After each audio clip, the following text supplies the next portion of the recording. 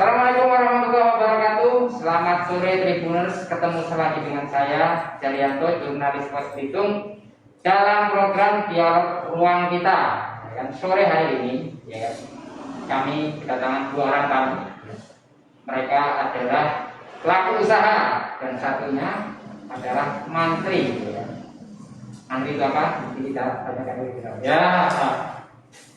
Yang pertama adalah Bang Chandra Eka Wiguna. Dia adalah pengusaha UMKM. Itu adalah produknya adalah susu kedelai. Sulit bisa disingkat ya. Ada sebelahnya adalah panggil apa? Mbak aja ya, Mbak Titi Sriwijayanti, yang mantri di BRI unit Pangkalan Tanjung Pandan. Ya. Jadi selamat sore. Selamat datang di studio Ruang Kita. Ya kan? Sore hari ini kita mau ngobrol masalah kuliner ya kan. Mungkin kalau dari Mbak Titi ya program-program dari BRI, karena memang itu marketing BRI ya kan. Jadi kegiatannya ya promosi ya, apa program-program nanti kita tanyakan ke Mbak Titi ya. Oke. Sudah ada display di depannya adalah susu begitu. Sudah di awal kita sampaikan tadi. Bang Chandra atau Bang Eka panggilannya? Bisa Bang Chandra. Oh, okay. Bisa disapa dulu nggak apa-apa. Benar di sore ini sempat bergabung di sore hari ini. Mereka yang mengikuti program Ruang Kita. Selamat sore. Mbak Didi. Selamat sore. Ya, kita lanjut ngobrol tentang kuliner ya kan. Bang Chandra. Susu kedelai. Sebentar, Mbak Didi ya. Susu kedelai kenapa kita pilih menjadi produk yang mau kita pasar? Artinya maksudnya yang kita jadikan bisnis. Awal mulanya bagaimana sih ceritanya? Kemudian bahwa ini bahwasanya sebenarnya produk asli orang Belitung itu produk namanya teh pusui nama lainnya ya. Itu. Gimana dulu ceritanya? Awal mulanya sih dari keluarga ya. Ya. Keluarga itu semuanya hampir semuanya suka susu kedelai. Ya. Gitu. Akhirnya kita sama sekali nggak ada basic untuk pembuatan susu kedelai itu nggak ada Ya. sama sekali. Jadi saya akhirnya tiap hari saya beli di pasar kan untuk konsumsi tiap pagi kan. Terus semakin hari saya berpikir kok tiap hari saya amat ya. Kita coba beli susu kedelai, kita coba buat sendiri. Awal mulanya itu kan seperti itu. Akhirnya saya coba buat sendiri. Padahal saya nggak punya ilmu apa-apa untuk proses pembuatan susu. Ya. Saya hanya belajar di YouTube. Blank sebenarnya awalnya. Iya, blank. Iya, Sama iya. sekali. Jadi saya belajar di YouTube dalam pembuatan versi kecil untuk keluarga dulu kan. Oke, jadi untuk konsumsi sendiri dulu, belum berani dijual nih waktu itu. Belum. Oke. Akhirnya setelah konsumsi sampai, oh enak ini enak. Ada yang titip, coba ya tadi anak saya, coba ayah jualin kayak orang-orang di pasar gitu kan. Akhirnya ya cobalah saya buat sendiri kan. Saya buat sendiri pakai blender waktu itu, masih pakai blender. Ini saya pasarkan hanya mungkin 20 Makanya berapa? 20 bungkus kali ya. 20 bungkus. Pagi saya pasarkan, siangnya saya Habis. ambil. Duh, kok habis ya? Iya. Bikin coba perdana. Iya. 20 bungkus selesai. Selesai. Besok tapi saya nggak nafsu. Besok Oh, ya. masih 20 lagi. 20 lagi. Habis lagi. Ya itulah yang membuat saya terpacu untuk Krisis ini, ya. Di awal mulanya karena suka dulu. Asli sini bukan sih? Kita penasaran sebenarnya kalau orang asli sini mungkin sudah terbiasa. Kalau bagi orang yang dari luar ya dulu saya jarang menemuinya ya. Wah, enak juga ternyata ketika sudah dinikmati, atau diminum. Kalau saya asli Cirebon, Wah. istri saya Bumi Belitung. Wah, ya itu jelas ya kan. Ya walaupun dari karena istrinya orang sini, lah dikasih dicekokin ya. Kalau mulanya ya kan. Oke, untuk berapa lama awalnya dulu? Apa namanya? Sekarang ini sudah berapa lama bikin? Saya mulai berbisnis susu kedelai dari akhir 2011. 2011? Ya. Udah lama ya? Tuh. Udah puluhan tahun. Belum sampai 8-9 tahun. Iya, hampir itu. Sekarang 2021, 2012. Jadi harus 10 tahun ternyata. Ya, setelah itu dari akhir 2011 Iya. awal mulanya studio ini saya pasarkan, akhirnya sampai sekarang. Sampai sekarang. Nah, kalau sekarang ini kan kita titiknya setiap pagi produksinya itu nggak apa setiap pagi atau memang punya lapak sendiri di rumah mungkin. Kalau saya produksi, kalau untuk lapak saya nggak punya lapak sendiri Ya. ya, kecuali hari Minggu pagi. Hari Minggu pagi. Ya. Itu di mana? TP? Kalau hari Minggu pagi saya di Tanjung Pendam. Bukan lapak di sana ya. Ya, saya jual press yang hangat. maksudnya. Jadi kalau hari-hari biasa saya pasarkan ya ke seluruh Tanjung Pandan, ke lapak-lapak Yang ada jual jajan. Betul. Awal mulanya sih kita ada labelnya. Nah kenapa kemudian terus nggak ada? Nah, sekarang saya nggak pakai label itu pertama apa ya? Saat hujan saya ngantarkan ke lapak-lapak itu labelnya luntur. Pertama jelek, kedua takut orang keracunan nanti. Ya, fitnah itu tadi. Ya, makanya lebih baik Dibuang saja. Oke. Apa adanya aja. Sebelum nanti kita ngobrol lebih dalam bagaimana nanti inovasinya, itu tadi paparnya adalah kemasan tadi akhirnya dijawab. Nah, mungkin nanti kita diskusikan lagi ke depan nanti bikin kemasan apa menarik. Oke. Ke Mbak Titi dulu sebentar.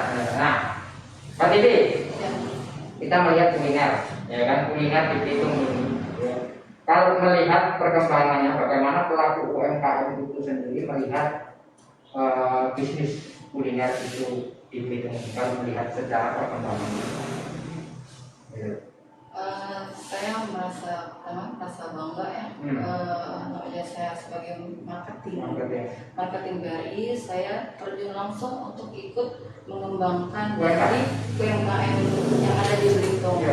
Nah, yang saya lihat dari UMKM ini sudah mulai bangkit ketika dari pandemik ini ya.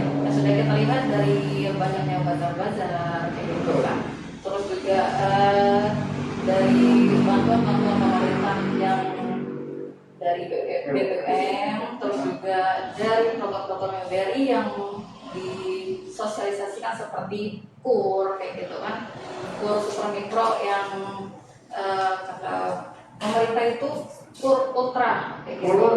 Ultra, yang pinjaman dari 1 juta sampai 10 juta. Tanggal agunan dan persyaratannya mudah gitu ya. Persyaratan mudah sekali, hanya surat keterangan usaha dari desa, juga bisa dari izin usaha mikro dari camat ataupun dari perindustrian ya, kayak gitu. Itu tanpa agunan, kayak gitu bisa kita bantu. Tapi juga kita lihat usahanya bisa layak tidak kita bantu sesuai dengan kriteria dan kebutuhan dari mereka tersebut yang kita bantu untuk mengembangkan usaha mereka. Dan juga saya lihat dari UMKM kita ini sudah yang cerdas sekali, kayak mereka ada kerjasama ke GoFood kayak gitu kan, sosialisasi ke media sosial seperti Facebook, Instagram dan sebagainya gitu. Artinya ketika mereka itu sudah berkreasi, berinovasi, bagaimana pola pemasaran usaha-usaha mereka gitu. Oke, kemudian kalau sebagai mantri sendiri di lapangan itu kegiatan sehari-hari apa sih? Mungkin jadwal hari ini nemuin nasabah atau hari ini sosialisasi, itu apa saja kegiatan hari-hari? Kegiatan kami sebagai marketing di BRI yang pertama tetap itu pemasaran ya, terus kita kunjungan kepada UMKM kayak gitu. Jadi misal UMKM ini layak kita bantu beberapa kebutuhannya, kita interview, kita kunjungin kayak gitu kan. Dan terus juga kalau misalnya mereka kemampuannya misalnya 1 juta, sedangkan kita kasih 20 juta dan dengan angsuran 2 juta mereka nggak sanggup ya, berarti kita sesuai dengan kemampuan mereka kayak 3 tahun atau sesuai dengan kemampuan mereka itu. Terus juga kita mengunjungi nasabah, membina lah. Kayak salah satu ya Bang Chandra kan sudah lama nih mitra di BRI dari tahun 2007 ya Bang ya. Jadi selain juga kita memasarkan, kita juga membina kayak gitu bagaimana hubungan baik terhadap nasabah tersebut kayak gitu, sehingga alhamdulillah sampai sekarang masih bermitra sama kita kayak gitu kan. Artinya gini, ketika di dalam bermitra ini adalah awalnya bagaimana menopang usaha itu agar berkembang, ya kan? Dengan adanya bantuan dari BRI ini tadi, kemudian usaha ini tetap lanjut alias stabil, ya kan? Dalam hal ini seperti Bang Chandra ini dengan sekian di jalur ini dia bisa bertahan. Malah kemudian dulu pernah menjadi sudah menjadi nasabah yang kemudian dia sudah apa lagi? Maksudnya dia sudah bermandiri, mandiri sendiri gitu loh. Artinya dukungan usaha itu kayaknya masih sudah cukup. Ah, ketika di situ apakah sebagai mantu ini, aku kehilangan nasabah lagi nih, nasabahku sudah bisa mandiri nih, nggak mau ambil lagi lah dalam tanda kutip kan gitu. Nah ini kalau seperti ini menjadi kebanggaan bahwasanya program kita berhasil atau kemudian apa? Bu ayolah gitu dari nasabah lagi. Gimana kira-kira melihat hal itu? Kalau ya kami merasa bangga bahwasanya nasabah kita bisa mandiri gitu. Kalau tetap kita jaga mitra, walaupun mereka tidak lagi meminjam sama kita, kita tetap menjaga hubungan baik sama mereka untuk misalnya menyimpan tabungan mereka ke BRI dan ada lagi yang banyak program yang kita tawarkan seperti ya deposito, gitu, pembukaan mereka investasi ke seperti Brilef atau DPLK itu ya dana pensiun. Jadi ketika nasabah itu walaupun kita bukan pekerja tapi kita ada program perencanaan yang pensiun seperti itu. Jadi mereka bisa menabung. Nggak harus bekerja juga bisa mereka nabung sesuai dengan kemampuan mereka sehingga ketika mereka tidak berusaha lagi ataupun tidak bekerja, tidak mampu lagi bekerja dan usaha, mereka masih memiliki penghasilan dari tabungan tersebut. Gitu. Kalau misalnya mau minjam pun ketika Bang Chandra nih butuh sampai 250 di BRI unit khususnya bisa itu kita bantu. Kita pinjamannya dari yang itu namanya kita Kupedes Pak. Kupedes itu usaha mikro, kredit usaha menengah.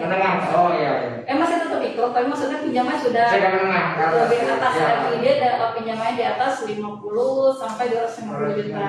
Kalau misalnya dari 1 juta sampai 10 itu super mikro namanya kalau di kita. Yang ultra mikro tadi yang dari 10 sampai 50 juta itu mikro, kur mikro namanya. Artinya bahwasanya produk-produk yang ditawarkan oleh antri ini yang dari BRI itu yang mencakup banyak hal. Benar jadi bukan hanya bersinggungan dengan pelaku UMKM, tapi juga bagaimana pelaku UMKM yang sudah berdikari atau sudah mandiri ini juga memanfaatkan program yang lain, bukan pinjaman, tapi bisa deposito atau DPLK. Tabungan juga. Oke, kembali ke Bang Chandra. Kalau kita berbicara bahwasanya bisnis ini adalah pengemasan, pemasaran, ya kan? Kemudian inovasi. Nah, seperti disampaikan tadi, ketika ada kendala di merek, ya sayang aja kalau nggak ada di merek karena memang banyak, ya kan? Apalagi ketika dijajar-jajar itu banyak tempat, itu kalau kita tempat jajak, ya kan? Semuanya sama, harganya pun sama, ya kan? Gitu.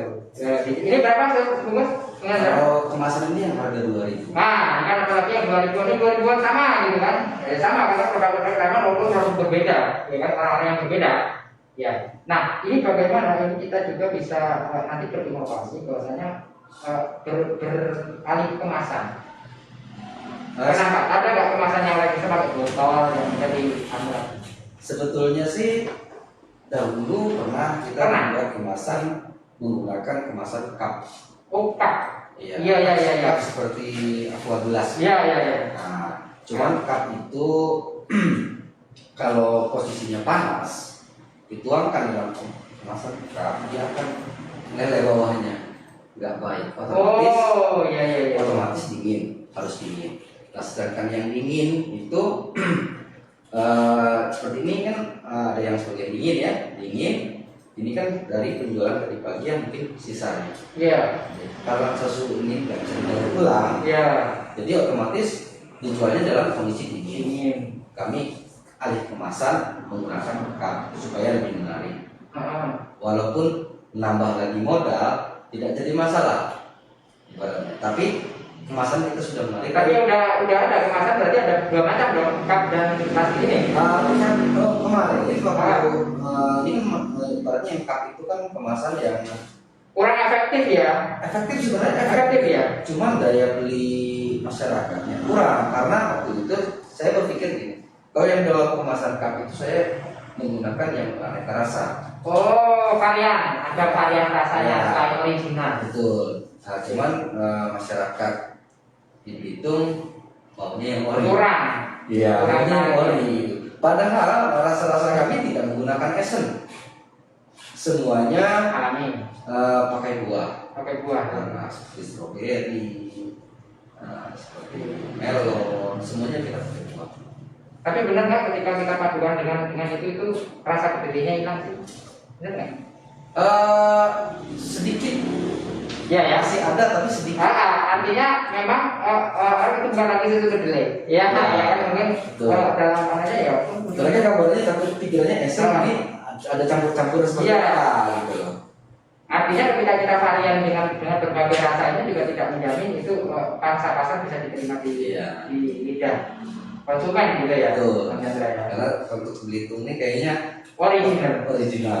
Apalagi sudah bertahun-tahun ya. Betul. Bertahun-tahun berarti sudah tahu karakteristiknya ya kan gitu. Jadi varian ini memang kurang diminati benar. Tapi karena memang saya pernah mencoba ada varian namanya green tea. Itu yang green tea rasanya susu kedelainya hilang. Iya. Maksudnya ini kayak ya hilang aja gitu. Jadi apa namanya murninya ini memang tadi makanya benar tadi sampai rekan-rekan adalah bahwasanya ketika varian ini tidak ada kita di jalur original. Ini loh Pak, dalam kemasan itu kan saya susu kedelai itu sangat rentan ya. Rentan sekali dalam arti begini. Dia tuh mudah sekali basi. Iya ya, ini resikonya tinggi juga ya. Sangat. Nah, jadi saya pernah konsultasi dengan orang dinas kesehatan. Kebetulan Bu Indah, kalau Bu Indah nonton mungkin bisa gitu ya. Nah, sama beliau sampai menyarankan saya, Pak Chandra coba pelajari terus. Akhirnya saya bilang sama Bu Indah, kalau saya pelajari di kemasan botol itu bahan pengawetnya menggunakan natrium benzoat. Iya kan? Nah, jadi saya bilang, Bu Indah kalau beli natrium benzoat di mana? Kata Bu Indah, beliau kalau untuk beli bahan pengawet seperti ini harus ada izin dari Dinkes. Gitu. Untuk saat ini mungkin Pak Chandra nggak perlu beli kayak gini. Kita kasih dari Dinkes sedikit untuk bahan coba Pak Chandra. Nanti kalau memang berhasil, Pak Chandra hubungi saya, nanti kita bahas lagi masalah ini. Ternyata menggunakan natrium benzoat pun tidak bisa mempertahankan ya. nggak bisa kalau yang original. Makanya saya sampai sekarang saya bingung. Kenapa ada yang produk soya yang di botol sampai bertahun-tahun? Soya Iya, yang tahu di, saya bingung gitu. Kenapa mereka bisa bertahan gitu? Sampai berapa bulan? Iya. 1 tahun. Mohon maaf, bukan saya gimana bukan? Cuma saya ingin penasaran aja. Karena kita di jalur yang sama ya. kalau misalnya maaf kata kalau susu kedelai saya produk saya ini bisa lihat seperti itu, mungkin jangkauannya lebih luas. Betul ya. Iya kan? Bahkan dari dinas pertanian pun pernah pernah suruh menerima kendaraan roda 4 box S yang seperti mobil es krim. Ya saya tolak, saya nggak mau. Waktu itu Pak Haryanto yang nyuruh saya, karena ambil aja. Ini bantuan dari pusat, Kementerian Pusat Pertanian. Saya nggak mau, saya takut. Karena itu dia Risikonya. Iya, resikonya. Artinya memang ketika kita sudah mengukur produksi kita per hari itu, ya itu yang harus kita stabilkan. Ya, Karena kita nggak bisa stok lama-lama. betul. Melihat karakter ini memang nggak bisa lama. Kalau di dalam kulkas mungkin dalam 1 minggu 1 minggu itu maksimal ya. maksimal. Lewat 1 minggu sudah mulai menggumpal. Oh, menggumparnya itu mungkin karena panas atau apa? Atau mungkin karakteristiknya memang dia selalu menggumpal. Enggak, karena emang mungkin mikrobanya sudah Iya. berubah. Oke. Ya, karena kan mikroba ya. Artinya ketika kita harus pakai bahan pengawet itu tidak akan bisa menggunakan maksimal. Sudah menjadi. Oke, ya. Ke Mbak Titi. Kalau kita melihat lagi bahwasanya apalagi seorang ibu ya, mama ibu ya, seorang perempuan ya kan melihat kuliner, suka menutup ini juga. Nah, ini salah satu favorit saya. Biasa kan kalau setiap minggu nih Sabtu atau Minggu Jalan-jalan. Karena di Tanjung Padang ini salah satu selalu saya beli karena Ya. yang saya rasakan dari susu kedelai menurut saya ya, Ya. saya nih susu kedelai dari yang lain, saya selalu cari yang ini yang Ya, juga benar. apa ya bang ya? Mungkin bukan karena kenal, tapi memang rasanya benar. Nanti Tuh. juga ada juga itu kan. Boleh coba. Iya, iya. Oke, berarti ini produk termasuk yang digemari juga. Iya. Apalagi para perempuan ini, para kaum hawa, kalau namanya di Belitung ini berbagai macam kuliner itu terserah, ya, banyak pilihannya, ya kan? Banyak yang sesuai dengan selera, ya kan? Kalau Pak Tuti, itu tadi setiap agenda sabtu itu juga tidak terlewatkan. Nah, kembali bagaimana tugas seorang menteri, bagaimana melihat para pelaku usaha yang begitu banyak dengan berbagai produk yang dihasilkan. Apa yang kemudian kita lakukan pendekatan kita sebagai seorang mantri nih prospek ya kan, ini prospeknya itu seperti apa yang kita lakukan? Jadi kami ya bukan saya saja, Ya. kami semua lah petugas Makri BRI yang ada di Selindo tuh biasanya kita kayak tadi membina nasabah dan juga kalau kayak seandainya ada yang membutuhkan, kami juga ikut membantu mempromosikan juga. Oh, jadi iya, kita nih. ikut apa namanya, ikut mengekspos mereka. Iya, Jadi iya, misalnya aja salah satunya kayak Mengendorse, iya. Istilah kerennya. Iya benar. Jadi kalau misalnya butuh ke Abang Chandra aja nih. Itu bagian dari upaya kita juga ya. Upaya benar. Jadi bukan dari Bang Chandra juga ada yang misalnya kayak makanan atau di kedai Mbak ini misalnya Ya. atau Mbak Puput atau Mbak Ani. Ya utamanya sudah dari mitra juga kan itu. Iya, jadi kita menjalani mitra juga seperti itu. Juga kita membantu juga apabila dari konsumen lain atau nasabah lain membutuhkan produk yang dari salah satu nasabah kita punya, kita ikut mengekspos mereka jadi bisa mengembangkan dari produk mereka tersebut. Itu tugasnya ya kan. Tadi termasuk bagian daripada mengendorse produk-produk itu bagian dari tugas mantri. Bagaimana mitra itu, kemitraan itu dijalin dengan berbagai macam trik bisa, itu kan bagian dari nih yang mau butuh makanan ke sana, ya itu ke sana, yang butuh apalagi sudah sesuai dengan klasifikasinya ya. Oke, nah kemudian bagaimana sih keluh kesah ya kan, kalau kita nanti kita tanyakan nih keluh kesah dari para pelaku UMKM. Misal dia sudah jadi nasabah, usahanya juga gimana sih kami ini padahal dia punya tanggungan, ada lah yang kayak gitu, ada nggak? Nah itu bagaimana kita kemudian menyemangati mereka agar kemudian ayo kita semangat gitu. Jadi dari nasabah kita pun yang pasti tidak ada semua lancar ya. Nah. Adanya kendala mereka macet, Ya. gitu kan.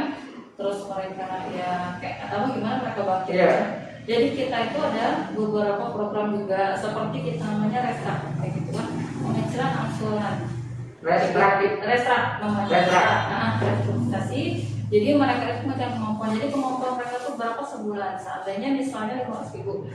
Nah itu kita buat 500.000, berarti jangka waktunya kita perpanjang. Nah, tapi ketika mereka sudah sanggup lagi untuk membayarnya, bisa kita alihkan lagi sesuai kemampuan mereka kayak gitu. Itu salah satu. Tapi ada juga yang kedua, misalnya mereka masih posisi lancar, terus mereka butuh dana lagi nih misalnya. Jadi itu namanya kita supresi. Kita perpanjang lagi. Jadi beberapa kemampuan dari nasabah tersebut kayak gitu kan. Sisanya misalnya 20 juta, dia butuhnya 10 juta, berarti kita tambah 30 juta. Nah dari situ mereka bisa untuk mengembangkan usaha mereka lagi, dan juga mereka bisa mampu untuk membayar lagi. Jadi salah satu untuk menopang mereka gitu. Biar jangan terpuruk gitu kan, kan gitu. Ya, itu tadi banyak hal yang kemudian dilakukan. Bagaimana ada dengan program-program tadi memang tidak takut, ya kan? Ketika dia melihat kondisi nasabah ini pun harus juga bagaimana menyikapinya. Plannya ini itu tadi sudah dipersiapkan. Oke, ke Bang Chandra. Namanya usaha tadi. Ya benar, maksudnya pasang surut. Pasang surut itu akan selalu ada, kan? Bagaimana? Apalagi dengan semakin ramainya di jadwal yang sama, itu bagaimana sih kita menyikapinya dan memang usaha kita ini terus berlanjut. Ya alhamdulillah sampai saat ini sudah belasan, sudah hampir 10 tahun kan sudah masih bertahan. Untuk menghadapi kendala bisnis susu kedelai ini memang sangat berat, terutama di bulan puasa. Oh, bulan puasa ya? Ya. Di bulan puasa ini susu kedelai itu sangat, bagi saya gitu ya, sangat berat karena pagi-pagi semua orang berpuasa. Iya. Otomatis nggak ada yang Oh iya. bersih. Kemudian kalau sore Kalau sore sudah banyak orang tajil. cenderung beli tajilnya es, Oh, kolak, bubur seperti itu kan. Susu kedelai ini kurang diminati. Kalau es susu kedelai gimana? Untuk es susu kedelai itu sama sekali nggak, kurang minat orang. Iya ya. Ya, jadi paling ya kita alih usaha. Oh, jadi ketika bulan Ramadan bulan puasa itu kita harus punya plan apa ini yang Ya, mau dijual? saya kebetulan sudah mendapatkan pengganti untuk mengisi kekosongan susu kedelai. Bulan puasa setiap tahunnya saya jual susu es gayung. Es Gayung. gayung. Ya, Oh, itu es es apa? gayung yang di depan jualannya setiap hari sih. Setiap hari jam 9 pagi sampai jam 1 jam 2. Oh, itu ada lapaknya kalau itu. Paknya ada. Oh, di mana itu? Di depan Wisma Aditya. Dia Jalan Pangeran Diponegoro. Pangeran Diponegoro. Betul. Jadi kalau bulan puasa saya jual es gayungnya jam 3 sore. Alhamdulillah beberapa tahun ini selalu diserbu sama masyarakat. Nah, itu jadi kita di bagian Dan salah satu pelopor es gayung itu. Wah, Kang Chandra, es gayung, ya, karena cuma enak gayung, ya, gayung nggak ada itu tapi kalau itu brandnya, ya, gayung ya. Oke, bahwasanya itu tadi bahwasanya kendala ketika di dalam usaha itu tadi memang ada musim-musimnya. Tapi kalau di musim Lebaran ya aman-aman saja. Musim Ramadan, Lebaran. Oke, selain dari usaha yang disiapkan lagi, gitu kan, melihat perkembangan kuliner yang begitu masif ini. Saya ada rencana untuk habis lebaran ini saya akan buka usaha tambahan lagi, Ya. yaitu yang belum ada di Bitung juga, belum ada di sini, yaitu nasi lengko. Nasi lengko. Ya, nasi Itu lengko. khas mana tuh ya? Khas Cirebon. Khas Cirebon. Betul, karena saya orang Cirebon. Ya. Nanti akan saya promosikan. Untuk yang makan di tempat itu gratis minuman es gayung. Oh, belum ya? Belum. Siap-siap loh berarti. Iya, tadi sebelum lebaran. Porsinya cuma 10.000. Setelah lebaran ya. Satu bungkusnya berapa sih? Satu porsinya 10.000 rupiah. 10.000. Plus kalau makan di tempat bonus. Oke. Ya toh, sama promosi ya nanti kalau nggak promosi kita lain lagi nanti. Makanya jam 9 pagi. Buka jam. Jam 9 pagi sampai jam 3 sore. Oke, itu sudah mau disiapkan, barangnya belum ada, plannya sudah direncanakan bagaimana seorang pelaku UMKM ini jeli melihat prospek-prospek ke depannya apa yang mau dibisnisin lagi. Oke. Panjang lebar nanti masih ada juga masih kita kulik lagi rencana-rencana. Kemudian dari Bang BRI ya kan, dari Mbak Titi sebagai menteri ini apa yang dilakukan di pandemi ini, bagaimana mereka mengakomodir kesah curhat para pelaku UMKM. Tapi tetap di dialog pulang kita lihat sejenak, tetap masih bersama kami setelah beberapa saat lagi.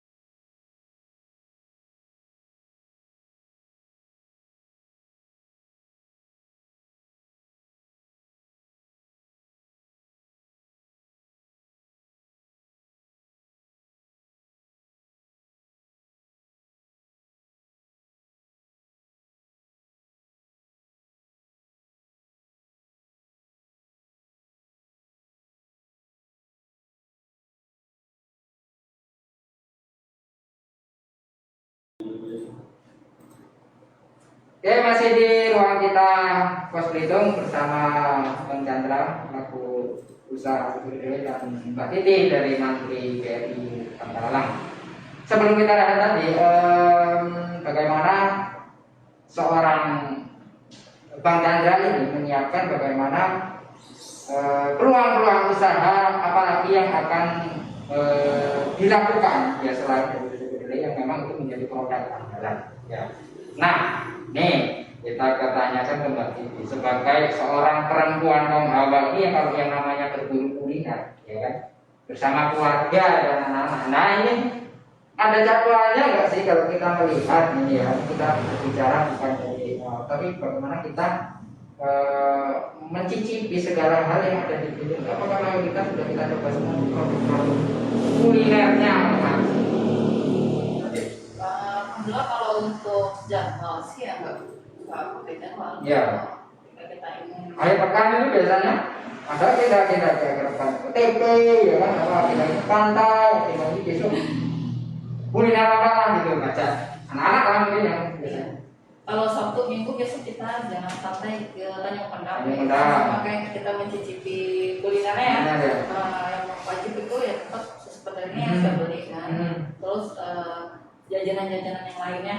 Terus kan ada bina-bina kita juga itu kan kita ngobrol gimana usaha kayak gitu kan. Sambil belanja kan. Iya, sambil belanja ngobrol. Belanja. Kadang kalau misalnya malam kita juga kayak sekarang lagi banyak tuh yang food street kayak gitu kan. Kayak yang di Kampung Jong kayak gitu kan. Ya kita ke situ berkunjung mencicipi kuliner kita kayak gitu. Tertarik nggak? Mau buka usaha juga kan? Ya kan, ini temennya semua jualan. Bisa jualan juga, jangan-jangan sudah jualan juga kan? Jualan apa? Jualan baju. Apa? Gimana? Kalau untuk saya, ya pasti tertarik Ya. Karena apalagi kita banyak mitra Ya. dari UMKM sendiri, terus juga apa namanya dari apa? Untuk apa kita juga ya sudah tahu usaha kayak gini kayak gitu kan untuk modal usaha ataupun keuntungan dan ruginya Ya. gitu. Tapi namanya kayak saya pekerja itu kan Nah, saya yang sempat waktunya, ya kan? Waktunya, ya kan? Usaha. Kalau tambah kerja, tambah usaha kan kapan istirahatnya, kan? Gitu. Jadi memang ya untuk saat ini mungkin menangkap peluang bisa jadi peluang. Gak harus kita yang mengerjakan gitu kan? Kita join bisa juga gitu kan? Ya itu tadi. Tapi memang pada dasarnya keinginan untuk ikut juga membuat suatu usaha itu juga ada ya. ada. Oke, sekarang ke Bang Chandra. Kita memproduksi suatu kedelai. Bahan baku lah, kita khususnya adalah kedelai. Saat ini kalau ada memang bahan baku itu kedelai khusus yang memang merek tertentu yang itu, atau memang semua kedelai kita bisa olah, atau memang harus pakai yang itu nanti karena kita ganti brand atau ganti merek akan susah lagi ngolahnya, karakteristiknya gimana kalau Bang Chandra? Kalau untuk pengolahan susu kedelai, kalau merek itu nggak jadi masalah ya. Nggak masalah. Tapi langkah baiknya sih emang kedelai lokal. Kedelai lokal. Ya. Tapi kalau karena Belitung ini petani kedelainya sangat boleh dikatakan nggak ada, otomatis kan semuanya pakai kedelai yang dikirim dari luar Belitung. Untuk saat ini saya pakai yang kedelai yang USA. Tapi intinya untuk pengolahan sari kedelai ini semua kedelai bisa. Tidak ketika ada karakter tersendiri bahwasanya ketika prosesnya ini kan nggak kan prosesnya itu kalau kita boleh tahu bagaimana proses perendaman, pemblenderan, masak itu butuh waktu berapa lama? Dari proses penggilingan ya, sekarang saya sudah alhamdulillah sudah punya mesin sendiri.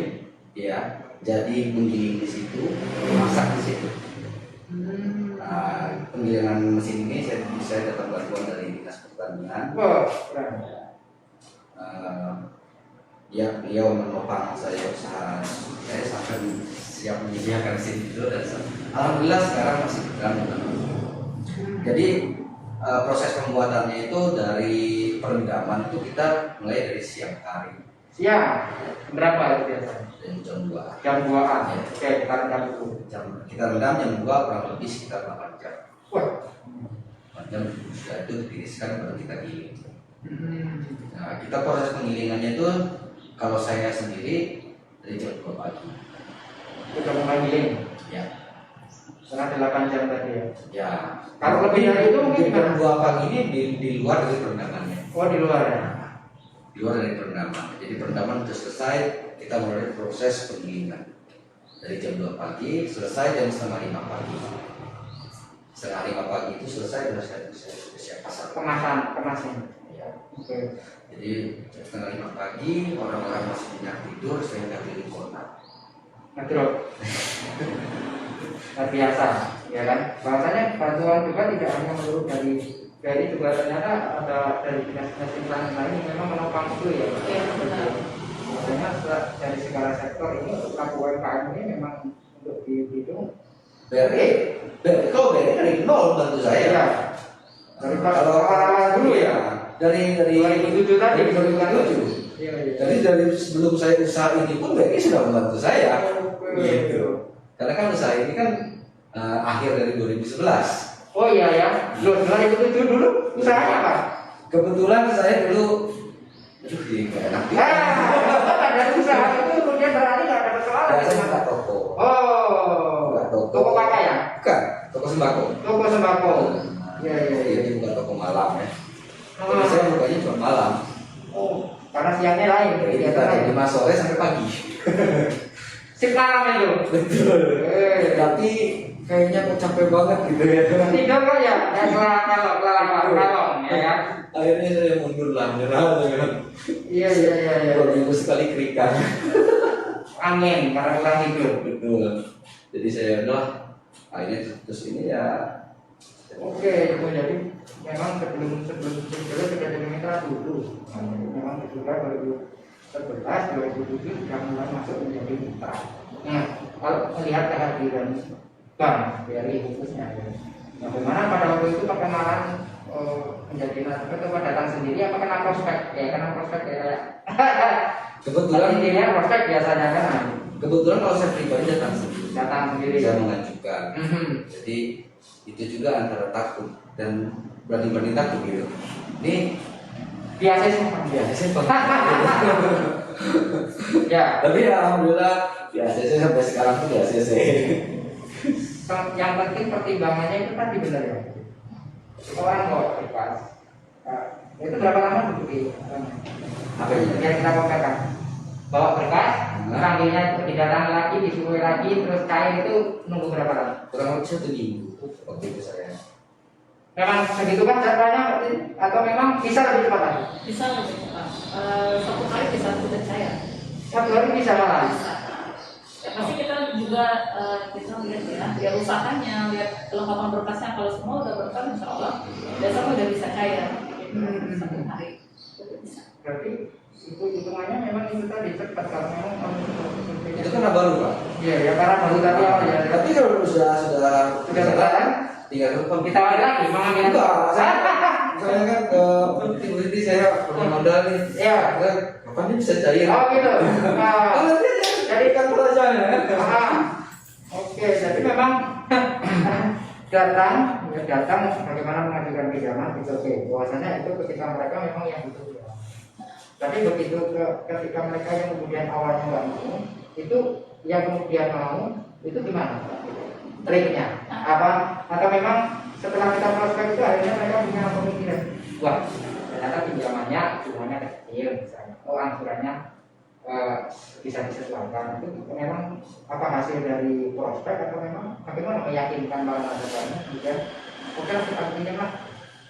Jadi emang ada beberapa dari nasabah mereka datang sendiri ke customer service kita, masukkan di data dari masuk permohonan, setelah itu di kocek oleh pimpinan kita baru ke kita, baru kita survei. Nah itu ada kayak gitu kan. Jadi kalau misalnya butuh dana dari nasabah bisa langsung ke kantor atau hubungi kita. Terus ada juga kita yang datang ke mereka itu. Nah, mereka yang belum pernah meminjam misalnya ya. Jadi kita lihat usahanya bagus, tapi tetap namanya kita Indonesia etika ya, komunikasi tetap kita lakukan pendekatan, ngobrol-ngobrol. Kalau kalian belum bisa, tetap kita datangi lagi besoknya sambil kita liatin brosur kita nih. Bukan kita mau perbandingan, tapi kita membuka lah, membuka mereka bahwasannya kalau di BRI ini ada program dapur, bunganya murah gitu. Walaupun ada turis mereka mau butuh kalau lebih besar lagi bisa kita, nah kita permudah lah buktinya.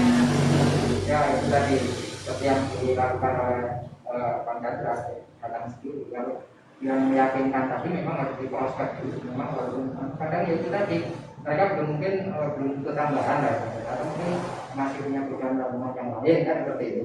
Terus ada juga Pak nasabah yang mau jatuh tempo, kadang kita yang menghubungi mereka, kita juga mendatangi mereka untuk mereka butuh dana lagi tidak, jangan putus bermitra sama kita.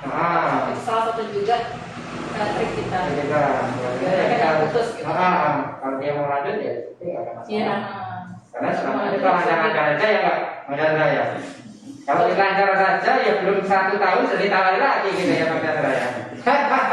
Tapi pada dasarnya ketika kita mendapat modal itu apa sih yang kita lakukan? Atau dengan memanfaatkan itu kita membuat beli peralatan-peralatan atau yang kemudian kita lakukan terhadap modal yang dilakukan itu?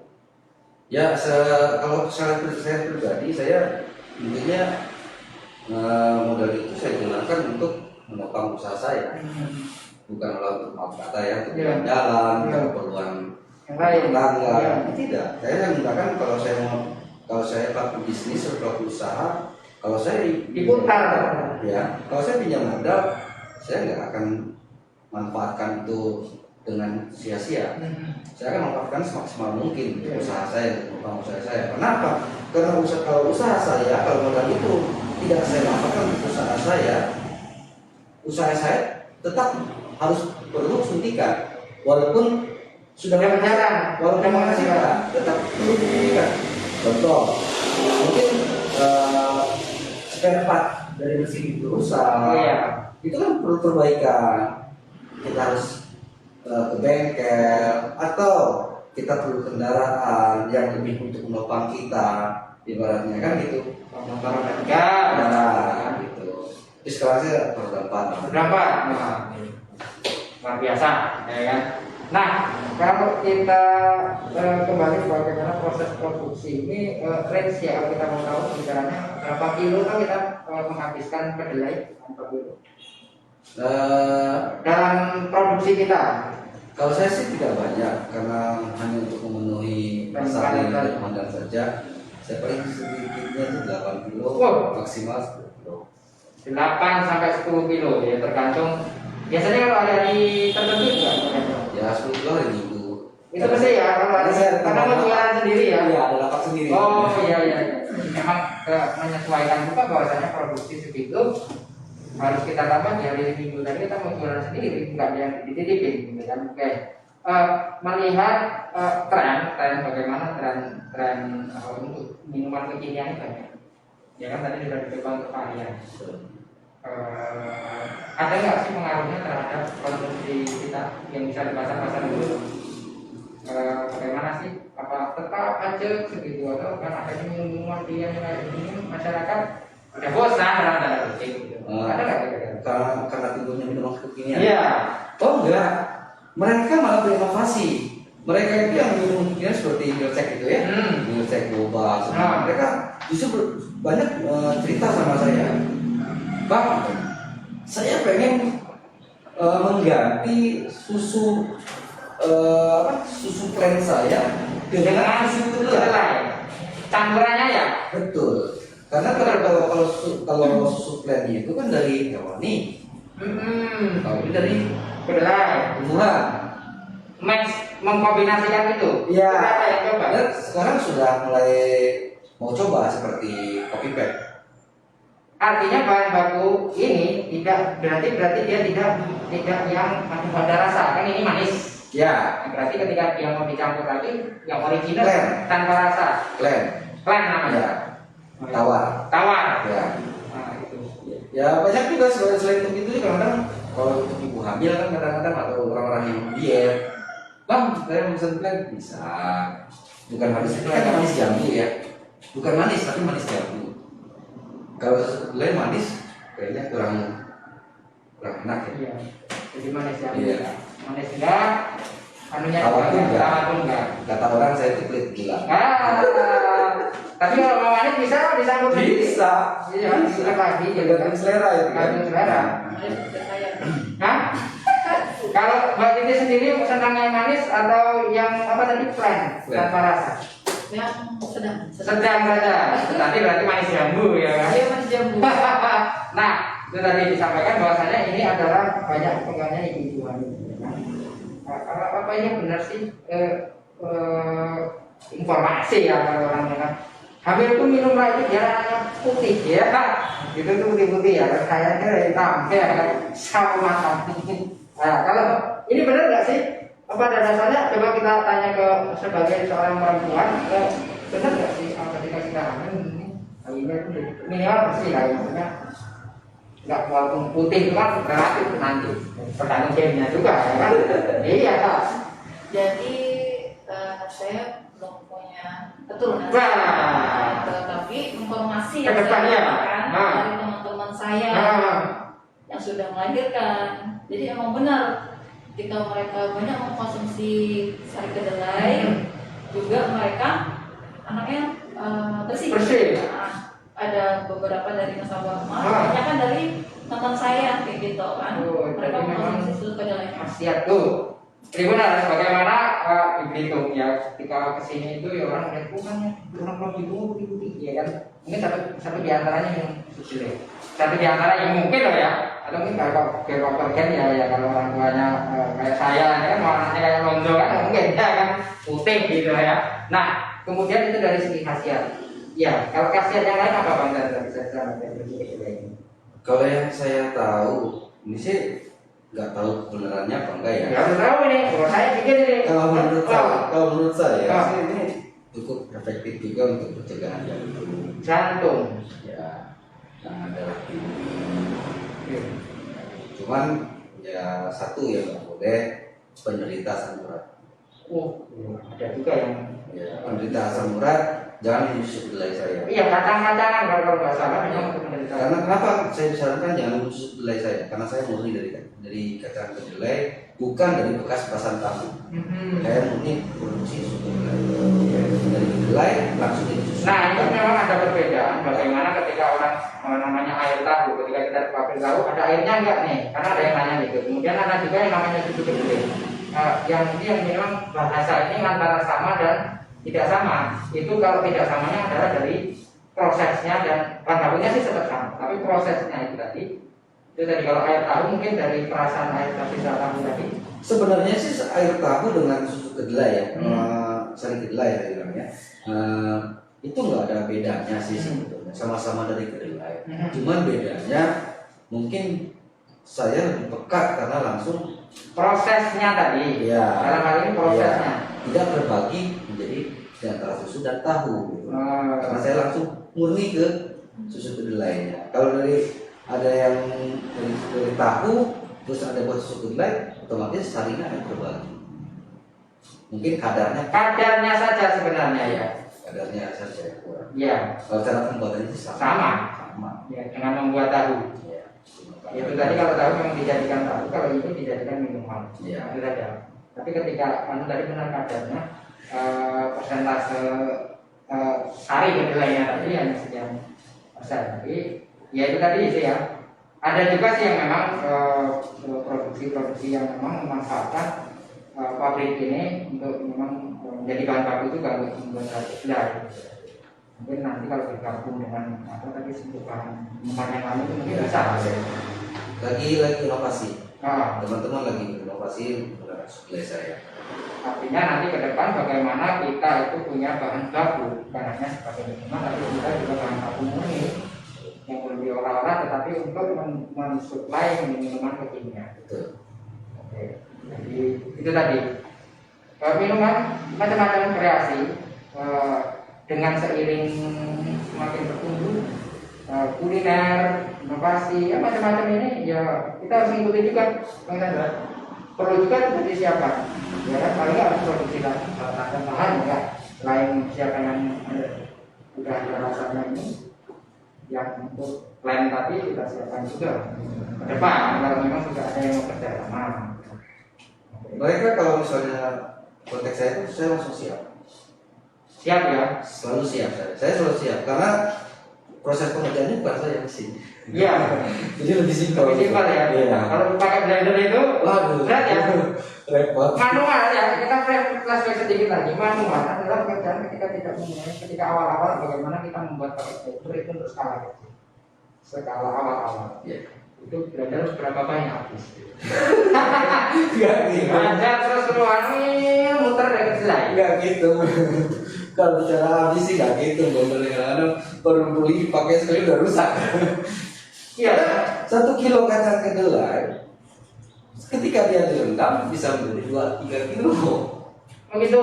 Iya. Bakar. Bukan yang bang. Iya iya. Itu proses kalau pakai blender itu tidak higienis ya. Karena kan sari plus ampas jadi satu dan akhirnya diperas menggunakan tangan. Oh, Otomatis. prosesnya ya. Iya, otomatis kan maaf kata walaupun keadaan kita tidak berkeringat, yang namanya kulit, yang namanya kulit tetap menunggu keringat. Karena saya Proses pemerasan tadi. ya. Tapi kalau pakai mesin tadi, Kalau pakai mesin tadi ya, kan mesin yang jadi keras. begitu sudah di giling masuk mesin juga, mesin pemeras lagi.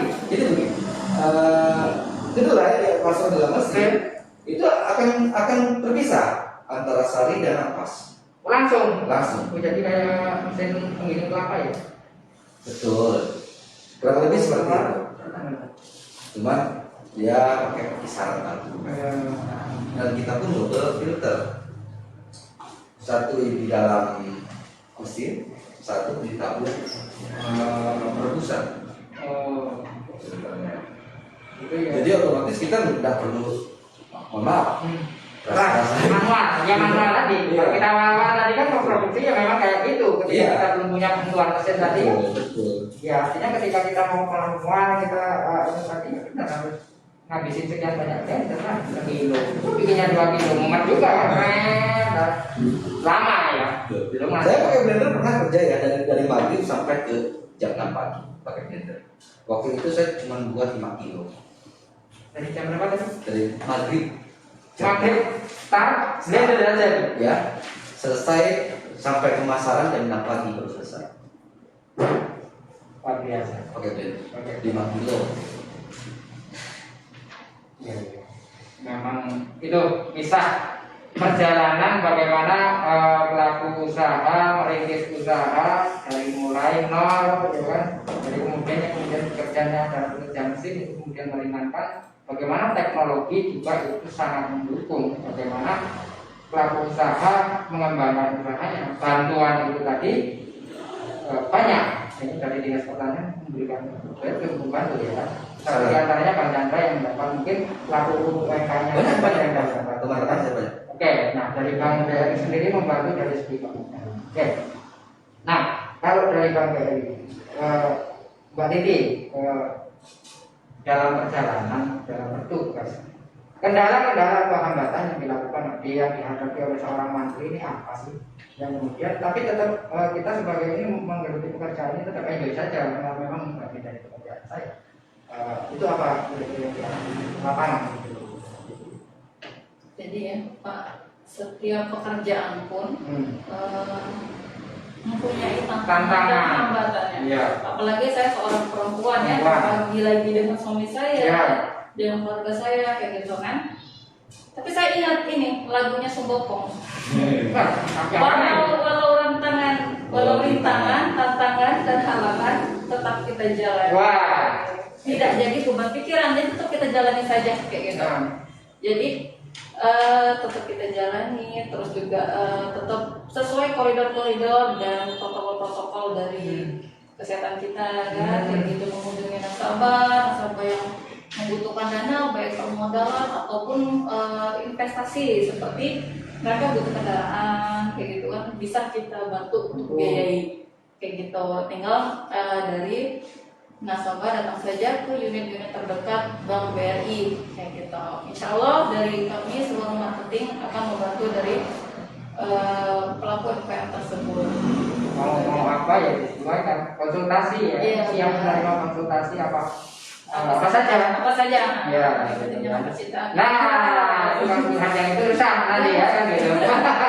Oke, sebelum kita mau sampai di ujung acara, sebelum kita akhiri Bang Chandra, selain rencana-rencana ke depan atau mungkin tips agar kita juga bagaimana pelaku usaha ini tetap tertahan dengan kondisi apapun, apalagi dengan kondisi pandemi saat ini, apa yang bisa dibagikan para pelaku usaha lain yang tentunya yang apalagi yang baru mulai untuk berusaha itu. Kalau Bang Chandra sudah sekian tahun menjadi usaha, apa sampaikan tips agar kita itu dalam usaha itu nggak pantang menyerah.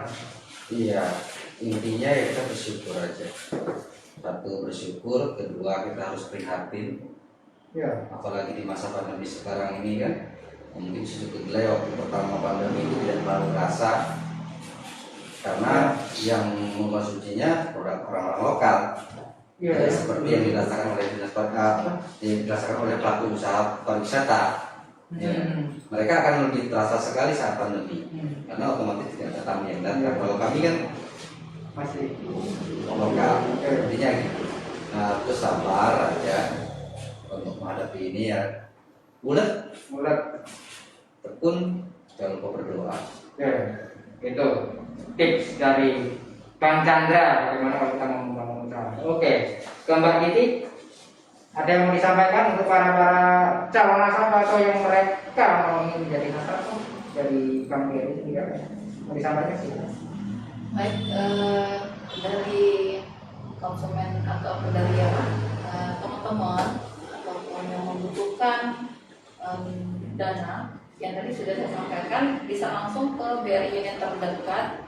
Saya membawa berkas seperti fotokopi KTP suami istri yang bersuami, yang sendiri hanya sendiri, surat keterangan usaha dari desa, fotokopi KK, fotokopi buku nikah, dan foto 4x6. Tinggal bawa ke customer service untuk mengajukan permohonan. Gitu. Bisa juga ambil brosurnya, bisa telepon kami sesuai dari unit-unit yang dari bapak atau ibu mengajukan Domisili ya, domisilinya masing-masing ya. Iya benar, gitu. Itu tadi Tribuners, bincang-bincang kita sore hari ini bersama pelaku usaha dan dari Bank BRI juga. Semoga ada manfaatnya. Tetap semangat kepada para pelaku UMKM. Bagi yang butuh dana, ada Bank BRI solusinya. Silakan datang ke BRI unit terdekat sesuai dengan domisili masing-masing dengan membawa persyaratan. Saya Jaryanto, jurnalis Pos Belitung, pamit undur diri. Ketemu di program yang sama Dialog Ruang Kita dengan topik-topik berbeda dan menarik lainnya. Saya pamit. Assalamualaikum warahmatullahi wabarakatuh. Sampai jumpa. Terima kasih. Terima kasih. Ya.